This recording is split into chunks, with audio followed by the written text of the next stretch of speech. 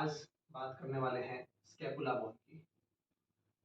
तो सबसे पहले बात करेंगे इंट्रोडक्शन। स्कैपुला जो बोन है उसे शोल्डर ब्लेड भी कहा जाता है। कहाँ सिचुएटेड होती है? Posterolateral aspect of the chest wall, posteriorly और लेटरली जो है ये चेस्ट वॉल पे सिचुएटेड होती है। इसके बाद सेकंड टू सेवंथ रिब के ये अपोजिट रहती है। मीन्स अगर हम एक स्केपुला के बारे में बात करेंगे तो सेकंड रिब से लेकर सेवंथ रिब तक ये सिचुएटेड रहती है। इसके बाद लार्ज है और ट्रायंगुलर शेप में ये होती है और फ्लैट बोन है। इसके बाद एक ब्रीफ इंट्रोडक्शन पार्ट्स का। स्केपुला के कौन कौन से पार्ट्स होते हैं, तो सबसे पहले बात करते हैं सरफेस के। स्केपुला पर दो सरफेस होते हैं जिनके बारे में हम आगे चर्चा करेंगे। तीन बॉर्डर्स होते हैं। एंगल्स की अगर हम बात करते हैं तो तीन एंगल होते हैं और प्रोसेसेस भी तीन होते हैं। इसका मतलब अगर पार्ट्स की बात करते हैं तो हर एक जो चीज है पार्ट्स वो तीन होती है, बस जो सरफेस हैं वो कितने होते हैं? दो होते हैं। सबसे पहले हम बात कर रहे हैं सरफेस। तो दो सरफेस हमने ऑलरेडी पहले भी आपको बताए थे। तो दो सरफेस में एक कोस्टल सरफेस होता है और एक डोर्सल सरफेस होता है। अगर मैं कोस्टल सरफेस की बात करता हूं तो कोस्टल सरफेस जो है ये कोस्टल सरफेस है। और अगर मैं बैकवर्ड बात करता हूं तो ये आपका डोर्सल सरफेस है। तो सबसे पहले महत्वपूर्ण चीज है कि कोस्टल सरफेस जो है वो फॉरवर्ड होता है और डोर्सल सरफेस बैकवर्ड रहती है। तो कोस्टल सरफेस फॉरवर्ड जो है रहती है। इसके बाद ये कनकेव है और होलो जो है रहती है और इसे हम नाम देते हैं सब स्केपुलर फोसा।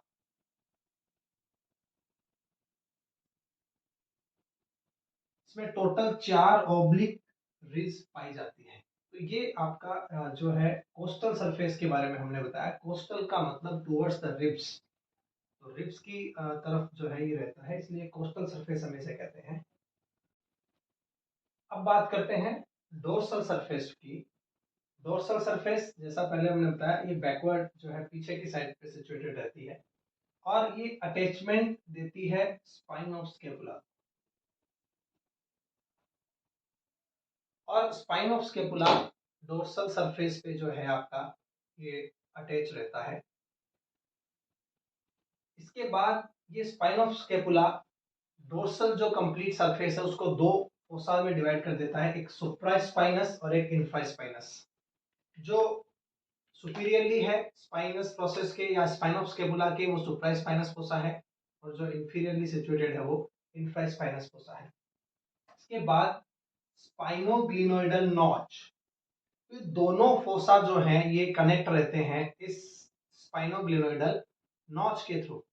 और इसकी सबसे महत्वपूर्ण बात यह है कि इस नॉच से आपकी सुप्रास्केपुलर नर्व जो है वो पास होती है। तो बेसिकली क्या है, क्विक रिवीजन जब भी हम करते हैं तो हमारे पास में कुछ इंपॉर्टेंट पॉइंट्स होने चाहिए कि अगर जैसे मैं बात करता हूं कि कोस्टल सरफेस में तो मेरे इंपॉर्टेंट क्या लिखना है, सब स्केपुलर फोसा लिखना है, ऑब्लिक रिज कितनी होती है ये लिखनी है। अगर इसी तरह से डोर्सल पे बात करूं तो ये किसे अटैचमेंट देता है, स्पाइन ऑफ स्केपुला को देता है और ये इसको कितने फोसा में डिवाइड करता है, दो में डिवाइड करता है। कौन कौन से होते हैं, सुप्रा और इंफ्रा होते हैं। इसके बाद इन दोनों को आपस में कनेक्ट कौन करता है, स्पाइनोग्लिनोइडल नॉच करती है। और साथ में इसका इंपॉर्टेंट कंटेंट कि सुप्रास्केपुलर नर्व जो है वो इसके थ्रू पास करती है। तो ये बहुत ही महत्वपूर्ण चीज है। जब भी आप किसी चीज का एक क्विक आप अगर किसी चीज को याद रखना चाहते हैं तो उसके बेसिक जो पॉइंट्स है वो आपको पता होने चाहिए। सबसे पहले एंगल्स की बात करेंगे। तो तीन एंगल्स हैं, एक सुपीरियर एंगल है, एक इंफीरियर एंगल है और एक लेटरल एंगल है। सुपीरियर एंगल, इंफीरियर एंगल और lateral angle. Superior angle superior border और मीडियल बॉर्डर के बीच में, इंफीरियर एंगल मीडियल और लेटरल बॉर्डर के बीच में। अब बात करते हैं लेटरल जो आपका एंगल है, तो लेटरल एंगल को हम ग्लिनोइडल एंगल भी कहते हैं और इसे हेड ऑफ स्कैपुला भी कहते हैं। और एक ट्यूबरकल यहाँ सुपीरियरली पाया जाता है, दैट इज सुप्राग्लिनोइडल ट्यूबरकल, और जो इंफीरियर होगा वो इंफ्राग्लिनोइडल ट्यूबरकल होता है। तो ये बेसिकली तीन एंगल है, सुपीरियर, इंफीरियर और ग्लिनोइडल एंगल या आपका लेटरल एंगल। बॉर्डर्स की बात करते हैं तो तीन बॉर्डर्स यहाँ पर रहते हैं, लेटरल बॉर्डर, मीडियल बॉर्डर और superior border. Lateral border, medial border और superior border. Lateral border is axillary border क्योंकि टूवर्ड्स एक्सिला रहता है। मीडियल बॉर्डर वर्टेब्रल बॉर्डर क्योंकि ये वर्टिब्रल कॉलम की तरफ रहता है, और सुपीरियर का ऐसा कुछ स्पेसिफिक जो है नाम हम नहीं कहते हैं। अब हम बात करते हैं लेटरल बॉर्डर की, तो ये थिकेस्ट है और ग्लिनोइडल केविटी का जो लोअर पार्ट है वहां से इंफीरियर एंगल तक आपका लेटरल बॉर्डर पाया जाता है, और आप देख रहे हैं थिकेस्ट बॉर्डर है। तो महत्वपूर्ण दो चीजें इसके बारे में आपको याद रखनी है। और एक इंफ्राग्लिनोइडल ट्यूबरकल वो यहाँ सिचुएटेड रहता है। इसके बाद मीडियल बॉर्डर की बात करते हैं। वर्टिब्री की साइड होता है, वर्टिब्रल कॉलम की साइड होता है, इसलिए वर्टिब्रल कॉलम नाम है, सॉरी वर्टिब्रल बॉर्डर नाम है। लॉन्गेस्ट है और सुपीरियर एंगल से इंफीरियर एंगल के बीच में पाया जाता है, that is medial border. Superior border की बात करेंगे तो थिनेस्ट होता है, शॉर्टेस्ट होता है और supra scapular notch, this is the supra scapular notch to the superior angle. तो ये एक्सटेंड करता है सुप्रा स्कैपुलर नॉच से सुपीरियर एंगल तक। तो ये बेसिक इंपॉर्टेंट चीजें हैं। अब यहाँ हम अगर बात करते हैं तो कुछ इंपॉर्टेंट क्वेश्चंस जो है वो इस तरह से हैं कि थिकेस्ट बॉर्डर कौन सा है, तो लेटरल बॉर्डर थिकेस्ट होता है। लॉन्गेस्ट बॉर्डर कौन सा है, तो अगर हम बात करें तो मीडियल बॉर्डर जो है वो लॉन्गेस्ट होता है। और थिनेस्ट और शॉर्टेस्ट बॉर्डर के बारे में अगर पूछा जाता है तो आपका सुपीरियर बॉर्डर होता है। तो इस तरह से ये तीन बॉर्डर, तीन एंगल्स यहाँ पर हमारे कंप्लीट हुए। इसके बाद अब बात करते हैं स्केपुला पे जो प्रोसेस होते हैं, तो टोटल तीन प्रोसेसेस यहाँ पर पाए जाते हैं। One is spine of scapula, second is acromion process और कोरेकोइड प्रोसेस। तो सबसे पहले हम बात करते हैं स्पाइन ऑफ स्केपुला की। स्पाइन ऑफ स्केपुला एक सेल्फ लाइक प्रोजेक्शन है और ये डोर्सल सरफेस पे अपर साइड में पाया जाता है और ट्राइंगुलर होता है। तो आप देख रहे हैं this is coastal surface and dorsal surface. तो ये स्पाइन ऑफ स्केपुला है जो डोर्सल सरफेस के अपर पार्ट में पाया जा रहा है। ट्राइंगुलर इन शेप होता है, आप देख सकते हैं ये ट्राइंगुलर इन शेप है। अब इसके बॉर्डर और सरफेसेस के अगर और एंड्स की बात करते हैं तो टोटल तीन बॉर्डर, दो सरफेस और दो एंड्स होते हैं। सबसे पहले बॉर्डर की बात कर लेते हैं।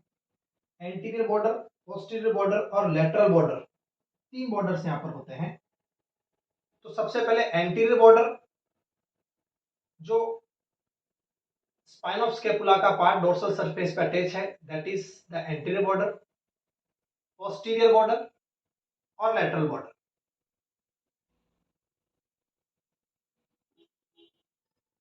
तो एंटीरियर, पोस्टीरियर और लेटरल बॉर्डर्स होते हैं। और इंपॉर्टेंट चीज जो इसमें है वो ये है कि पोस्टीरियर बॉर्डर को क्रस्ट ऑफ स्पाइन कहा जाता है, this is the crust of spine, ये इंपॉर्टेंट पॉइंट है।